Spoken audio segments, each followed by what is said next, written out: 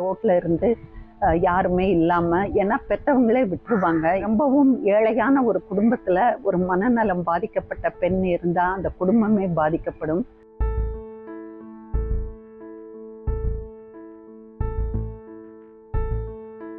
Railway ஸ்டேஷனில் விட்டுருவாங்க, train ஏற்றி விட்டுருவாங்க, பஸ்ஸில் ஏற்றி விட்டுருவாங்க, இல்லாட்டி அவங்களே டாக்ஸியில் வந்து ரோட்டில் இறக்கி விட்டு போயிடுவாங்க.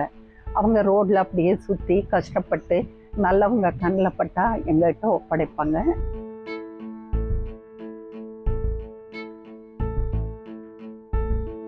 சரணாலயத்தில் வந்து 120க்கு மேலே ஆதரவற்ற மனநலம் பாதிக்கப்பட்ட பெண்கள் இருக்காங்க, குழந்தைகள் இருக்கிறாங்க. நிறைய குழந்தைகள் ஸ்கூலுக்கு போய் படிச்சுட்டு இருக்கிறாங்க.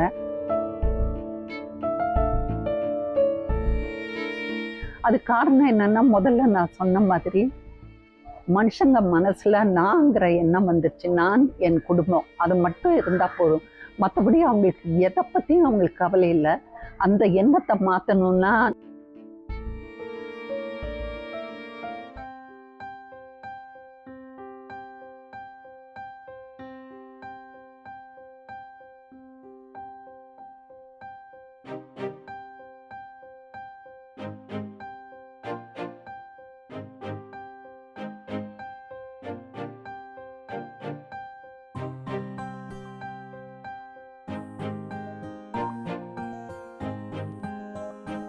பொள்ளாச்சி அருகே பெற்றோர்களால் கைவிடப்படும் பெண்களுக்கு நம்பிக்கை தரும் தாயம்மா.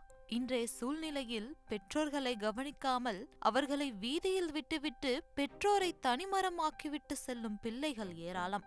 அதேபோல் தவறான நடத்தையால் பிறக்கும் குழந்தைகளை வீதியில் வீசி செல்லும் இரக்க குணம் கொண்ட பெண்கள், மனநலம் பாதிக்கப்பட்ட குழந்தை இருந்தால் அவமானம் என வீதியில் விட்டுவிட்டு செல்லும் பெற்றோர்கள், இப்படி வீட்டை விட்டு வெளியே விரட்டப்படும் பெற்றோர்கள், வீதியில் வீசப்படும் குழந்தைகள், இவர்களை மீட்டு அவர்களின் வாழ்க்கையில் வெளிச்சத்தை ஏற்படுத்தியவர் பொள்ளாச்சியைச் சேர்ந்த வனிதா. இவரது பெற்றோர் நாகராஜன், லட்சுமி. வரலாறு பாடத்தில் முதுநிலை பட்டமும் தொடர்ந்து ஆராய்ச்சி படிப்பும் முடித்தவர். கல்லூரியில் பேராசிரியராக பணியாற்றும் பொழுதே 25 ஆண்டுகளுக்கு முன்பு 7 ஆதரவற்ற குழந்தைகளுடன் இந்த சரணாலயம் அமைக்கப்பட்டது.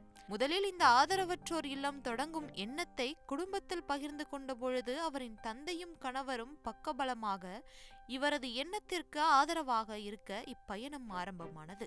வணக்கம், நான் சரணாலயத்திலேருந்து வனிதா ரங்கராஜ் பேசுகிறேன். சரணாலயம்ங்கிற அமைப்பு 25 வருஷத்துக்கு முன்னாடி ஆரம்பித்தோம். ஒரு 7 குழந்தைகளோடு இருந்த ஒரு அமைப்பு. இன்னைக்கு இதில் ஒரு 100கணக்கான மக்கள், ஆதரவற்ற குழந்தைகள், பெரியவர்கள், மனநலம் பாதிக்கப்பட்டவர்கள், பிறந்த குழந்தையிலேருந்து வயசானவங்க வரைக்கும் நாங்கள் வச்சுருக்கோம். இதில் நிறைய கஷ்டங்களை அனுபவிக்கிறவங்கள மட்டும்தான் நாங்கள், யாருமே இல்லை, கூட பிறந்தவங்க இல்லை, பெற்றவங்க இல்லை, குழந்தைங்க இல்லைங்கிறவங்கள தான் நாங்கள் இங்கே ஆதரிப்போம். இன்றைக்கி சமுதாயத்தில் இத்தனை ஆதரவற்ற இல்லங்கள்லாம் செயல்பட்டு வருதுன்னா இன்றைக்கி நம்ம சமுதாயம் ரொம்ப சுயநலமானதான் முக்கியமான காரணம்னு நினைக்கிறேன். பக்கத்தில் என்ன நடந்தாலும் அதை பற்றி அவங்களுக்கு கவலை இல்லாமல் ஒரு மனப்போக்கு இன்றைக்கி மக்களிடையே வந்துருச்சு. நான், என் குடும்பம், என் மக்கள், அதனால தான் இன்றைக்கி சரணாலயத்தில் 100கணக்கான மக்கள் இங்கே குடியிருக்கிறாங்க. இதில் வந்து ஆதரவற்ற பெண்கள், மனநலம் பாதிக்கப்பட்ட பெண்களை தான் நாங்கள் முக்கியத்துவம் கொடுத்து இருக்கிறோம். ரோட்டில் இருந்து யாருமே இல்லாமல், ஏன்னா பெற்றவங்களே விட்டுருவாங்க. ஒரு ஒரு ரொம்பவும் ஏழையான ஒரு குடும்பத்தில் ஒரு மனநலம் பாதிக்கப்பட்ட பெண் இருந்தால் அந்த குடும்பமே பாதிக்கப்படும். ஏன்னா நம்ம சமுதாயத்தில் அப்படி தான். ஏன்னா அடுத்த ஒரு குழந்தைகளுக்கு எதிர்காலமே இல்லாமல் பண்ணிடுவாங்க. அதனால் இந்த மாதிரி அமைப்புகளில் நேராக வந்தால் பெற்றவங்க இருந்தால் நாங்கள் எடுக்க மாட்டோம்னு சொல்லுவோம்னு அவங்களே ரோட்டில் விட்டுருவாங்க, ரயில்வே ஸ்டேஷனில் விட்டுருவாங்க, ட்ரெயின் ஏற்றி விட்டுருவாங்க, பஸ்ஸில் ஏற்றி விட்டுருவாங்க, இல்லாட்டி அவங்களே டாக்ஸியில் வந்து ரோட்டில் இறக்கி விட்டு போயிடுவாங்க. அவங்க ரோட்டில் அப்படியே சுற்றி கஷ்டப்பட்டு நல்லவங்க கண்ணில் பட்டால் எங்கள்கிட்ட ஒப்படைப்பாங்க. நாங்கள் போலீஸ் சப்போர்ட்டை எடுத்து அவங்கள ரெஸ்கியூ பண்ணி இங்கே வந்து மறுவாழ்வு கொடுக்க நாங்கள் ட்ரை பண்ணுவோம். அப்படி நிறைய பேர் இங்கே இருக்கிறாங்க. இன்றைக்கி சரணாலயத்தில் வந்து 120க்கு மேலே ஆதரவற்ற மனநலம் பாதிக்கப்பட்ட பெண்கள் இருக்காங்க, குழந்தைகள் இருக்கிறாங்க. நிறைய குழந்தைகள் ஸ்கூலுக்கு போய் படிச்சுட்டு இருக்கிறாங்க. அவங்களுக்கு ஒரு நல்ல எதிர்காலம் கொடுக்கணுங்கிறதுக்காக நாங்கள் படிப்பில் மட்டும்தான் அவங்களுக்கு அக்கறை கொடுப்போம். அவங்களுக்கு எதையுமே வாழ்க்கையில் மிஸ் பண்ணிடக்கூடாதுங்கிற எண்ணம் இருக்கணுங்கிறதுக்காக நிறைய வெளியில் அவுட் சைட் வேர்ல்டை நாங்கள் காமிப்போம். ஏன்னா பின்னாடி அவங்க ஒரு குடும்பம்னு இருக்கும்போது இந்த கேம்பஸ்குள்ளாரையே இருந்துடக்கூடாதுன்னு அவங்களுக்கு வெளி உலக வாழ்க்கை எவ்வளோ கஷ்டமானதுங்கிறத நாங்கள் சொல்லி கொடுக்குறதுக்கு ஏற்பாடு பண்ணுவோம். நிறைய ஸ்கில் ஆக்டிவிட்டீஸை நாங்கள் டெவலப் பண்ணிகிட்ருக்கோம். கவர் மேக்கிங், பேகு தப்பாங்க, அவங்க குழந்தைகளுக்கு எத்திக்ஸ் கிளாஸ் நடக்கும். மொராலிட்டின்னா என்ன, ஏன்னா இந்த சைல்ட்ஹுட்டில் நாங்கள் எதையும் அவங்க மிஸ் பண்ணிடக்கூடாதுன்னு நாங்கள் நினைப்போம். அவங்களுக்கு இதை சொல்லியிருந்தால் பிற்காலத்தில் ஒரு நல்ல குடிமகனாக வருவாங்களோ அந்த அந்த ரிக்ரெட் இருக்கக்கூடாதுன்னு எல்லா வகையிலையும் அவங்களுடைய டெவலப்மெண்ட்டில் நாங்கள் கான்சென்ட்ரேட் பண்ணிகிட்ருக்குறோம். அதே மாதிரி எங்கள்கிட்ட கற்றுக் கொடுக்குற மையமும் இருக்குது. நிறைய பேர் குழந்தைங்க வேண்டான்னு கவர்மெண்ட்டிட்ட ஒப்படைச்சிட்டு வாங்க, நாங்கள் அவங்கள இன்ட்ரீம் கஸ்டடிக்கு அதுக்குன்னு ஒரு ஆஃபீஸ் எல்லாம் செயல்படுது. இந்த மாதிரி குழந்தைகளை தத்தெடுத்து பேரண்ட்ஸ்கிட்ட ஒப்படைக்கிறது, அதையும் நாங்கள் பண்ணிக்கிட்டு இருக்கிறோம். அப்புறம் ஆதரவற்ற முதியோர்களுக்குன்னு தனியாக ஒரு அமைப்பு வச்சிட்ருக்கோம், பிரியம்னு. இன்றைக்கி சமுதாயத்தில் பெற்றவங்களை பாரோன்னு ஒரு சில பேர் அதுக்கு தனிப்பட்டு நிற்கலாம், ஒரு நல்ல மனசோட குழந்தைங்க பார்த்துக்கலாம். ஆனால் 50% மேலே பேரண்ட்ஸை இன்னைக்கு பாரமாக தான் நினைக்கிறாங்க. ஸோ அந்த மாதிரிப்பட்ட பேரண்ட்ஸ்க்கு ரோட்டில் விட்டுருவாங்க. வருமானம் இல்லாத குடும்பத்தில் அது ஒரு பாரம், அதுக்கு சாப்பாடு போடணும், டாக்டர்ஸ்கிட்ட போகணும், இது நமக்கு வேண்டான்னு கொண்டு போய் எங்கேயாவது விட்டுருவாங்க. நாங்கள் அவங்கள ரெஸ்கியூ பண்ணி எடுத்துகிட்டு அவங்களுக்குன்னு ஒரு தனி இடமே வச்சுட்ருக்கோம். இந்த சமுதாயத்தில் ரொம்பவும் மக்களுடைய மனசில் பாதிக்கிறது என்னன்னா, அவங்க இடத்துல இருந்து நம்மளை பார்க்கணும், யாருமே இல்லைங்கிறது மிகப்பெரிய வருத்தத்தை தர ஒரு ஃபீலிங். அது அந்த உணர்வுகளை நம்ம இன்னைக்கு சமுதாயம் மதிக்குதா என்னன்னு எனக்கு தெரியாது. அவங்கள நாங்கள் வச்சு அங்கேயும் பார்த்துக்கிட்டு இருக்கிறோம். அது இந்த ஒரு சமுதாயத்துக்கு ஏதோ ஒரு நல்ல விஷயம் பண்ணுறோங்கிற ஒரு சந்தோஷம். ஏன்னா நிறைய செக்ஸ் ஒர்க்கர்ஸ் பிள்ளைங்களும் இங்கே இருக்காங்க, பெக்கர்ஸாக இருக்கிறவங்களோட பிள்ளைங்களும் இருக்காங்க. அவங்களையே நாங்கள் ஒரு போராட்டத்தின் கீழே தான் இங்கே வச்சு படிக்க வைக்க முடியும். ஒரு 8th ஸ்டாண்டர்ட் வந்ததும் கேட்பாங்க எங்களுக்கு குழந்தைங்க வேணும்னு. ஸோ நாங்கள் இந்த குழந்தைங்கள சப்போர்ட் பண்ணி திரும்பவும் ரொம்ப கவுன்சிலிங்கெல்லாம் கொடுத்து நாங்கள் வச்சு படிக்க வச்சு ஒரு வேலைக்கு வந்த பிறகு கல்யாணமெல்லாம் நாங்களே பண்ணி வைப்போம். எங்கள் இடங்கள்லையே வெளியில் மாப்பிள்ளை பார்த்து பண்ணி வைப்போம். கேர்ள்ஸ் பாய்ஸ்ன்னா படித்து இப்போ நல்ல என்ஜினியர்ஸ் எல்லாம் இருக்கிறாங்க, நர்சஸ் இருக்கிறாங்க, டீச்சர்ஸாக போயிட்டுருக்காங்க. Wonderful life. அப்போது நமக்கு அதை பார்த்தா அவங்க பிற்கால வாழ்க்கையை சொன்னால் அவங்களே நம்ப மாட்டாங்க.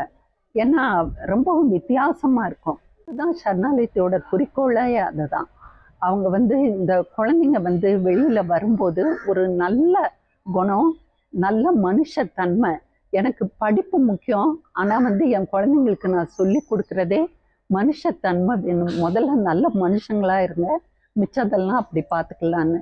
அதனால் அந்த மனுஷத்தன்மை இருந்தாலே தன்னை போல் அவங்க வளர்ந்து நல்ல ஒரு மக்களாக அவங்களால திரும்பி வர முடியும். அப்படி தான் நிறைய பேரை நாங்கள் இந்த மாதிரி சமுதாயத்தில் சேர்த்து வச்சுருவோம், திரும்பவும் அவங்க இணைஞ்சு வாழ்கிறதுக்கு. இது ஒரு பெரிய ப்ராஜெக்டு. அதான் நாங்கள் நிறைய வாலண்டியர்ஸ் ஒர்க் பண்ணுறாங்க, ஃபேமிலி சப்போர்ட் இருக்குது. அதனால தான் இது நடந்துக்கிட்டு இருக்குது. எனக்கு என்ன வருத்தம்னா, இவ்வளோ பேர் இன்னும் எண்ணிக்கை அதிகமாகுது. இதுக்கு காரணம் என்னன்னு ரொம்ப நாள் நான் யோசிப்பேன். அது காரணம் என்னன்னா, முதல்ல நான் சொன்ன மாதிரி மனுஷங்க மனசில் நான்கிற எண்ணம் வந்துருச்சு. நான், என் குடும்பம், அது மட்டும் இருந்தால் போதும். மற்றபடி அவங்களுக்கு எதை பற்றியும் அவங்களுக்கு கவலை இல்லை. அந்த எண்ணத்தை மாற்றணுன்னா நிறைய பெரியவங்க தான், அதாவது பேரண்ட்ஸ் தான் அந்த குழந்தைய மேலே ரொம்ப கான்சென்ட்ரேட் பண்ணி அவங்களுக்கு இந்த எத்திக்கல் வேல்யூஸ் எல்லாம் சொல்லி கொடுத்து, அம்மா அப்பா பெரியம்மா பெரியப்பா தாத்தா பாட்டி எல்லாமே ஒரே குடும்பம் தான், நம்ம மட்டும் இல்லை குடும்பம்னு அதை அந்த காலத்தில் இருந்த மாதிரி கொண்டு வந்தால் ஒரு மாற்றம் ஏற்பட சான்சஸ் இருக்குதுன்னு நான் நினைக்கிறேன். நான் வந்து 4 வருஷம் சென்னையில் வந்து ஒர்க் பண்ணிகிட்டு இருந்தேன். அங்கே ரொம்ப மன அழுத்தம் ஜாஸ்தியால் வீட்டில் எல்லோரும் கொஞ்சம் துயரப்பட்டு அவங்களுக்கு ஏன் கஷ்டப்பட்டுன்னு சொல்லி இந்த ஹோமில் நான் வந்து சேர்ந்தேன். இங்கே இருந்தவங்கன்னா இந்த என்வாயன்மெண்ட் எப்போவுமே எனக்கு நல்லா அமைஞ்சிருக்கு. இங்கே உள்ள அம்மா எல்லா ஒரு எனக்குன்னு வந்து கடவுள் கொடுத்த வர மாதிரி இந்த இடத்த நினைச்சுக்கிறேன். டெய்லி அன்றாட வாழ்வில் அவங்க கொடுக்குற செயல் சொல் சாப்பாடுலேருந்து எந்த குறையும் இல்லாமல் எங்களுக்கு ப்ரொவைட் பண்ணுறாங்க. ஸோ அவங்க அப்பப்போ வந்து கேம்ஸு டியூஷன் எடுக்கிறது எக்ஸசைசஸ் அது எல்லாமே சொல்லி தருவாங்க. அங்கேருந்து வீட்டிலேருந்து வந்த ஒரு லைஃப்பையும் நான் தொலைக்காமல் ஃபுட் அண்ட் ஷெல்டருக்கு பேசிக்காக அவங்க அஃபோர்டபுள் 100% இருக்குது. Came from Bhopal, Madhya Pradesh. I'm living here from back 6 years. I'm feeling very nice here because they provide very good living standard. After each week to week, some psychiatric doctor comes to check us, and as I got psychological counseling, they are telling me that after some time we will go back to your home. ஒரு வயசுலேருந்து நான் இங்கே தான் இருக்கேன். அம்மா வந்து வனிதம்மா வந்து என்னை நல்லா பார்த்துக்கிட்டாங்க. நாங்கள் வந்து அவங்க வனிதம்மான்னு சொல்ல மாட்டோம், தாய்மான்னு தான் சொல்லுவோம். எனக்கு ஒரு வயசு, எங்கள் அக்காவுக்கு வந்து 3 வயசு. எங்கள் அம்மா வந்து இங்கேயே கொண்டு வந்து விட்டுட்டு போயிட்டாங்க. அதுக்கப்புறம் வந்து தாய்மா தான் எங்களை வந்து வளர்த்துனாங்க. அவங்க வந்து விட்டதுலேருந்து இப்போ வரைக்கும் எங்கள் 2 பேத்தையுமே பார்க்கவே வரல. அதுக்கப்புறம் அம்மான்னு சொல்லிவிட்டு நாங்கள் தாய்மாவை தான் எப்போவும் அம்மான்னு சொல்லிவிட்டு அவங்க கூடயே தான் இருந்தோம். என்னையும் நல்லா படிக்க வச்சுட்டாங்க. இனி வர ஜென்ரேஷன்லையாவது குழந்தைங்கள இப்படி விட்டுட்டு போகாதீங்க. இனி எங்களுக்குன்னு இவங்க சப்போர்ட் இருந்தாங்க, இனி வர குழந்தைங்களுக்குன்னு பேரண்ட்ஸ் சப்போர்ட் இருக்கணும். முதியோர்களுக்கு வந்து சில்ட்ரன்ஸ் எல்லோரும் சப்போர்ட்டிவாக இருக்கணும். இனி யாரும் அப்படி விட்டுட்டு போகாதீங்க. அதனால் ஒருத்தருக்கு ஒருத்தர் சந்தோஷமாக ஜாலியாக இருக்கணும். அதனால் யாரும் இப்படி தனித்தனியாக விட்டு பிரிஞ்சுட்டு போகாதீங்க. நாங்கள் இப்படி இருந்தோம், இனி நீங்கள் வந்து இப்படி இருக்கக்கூடாது.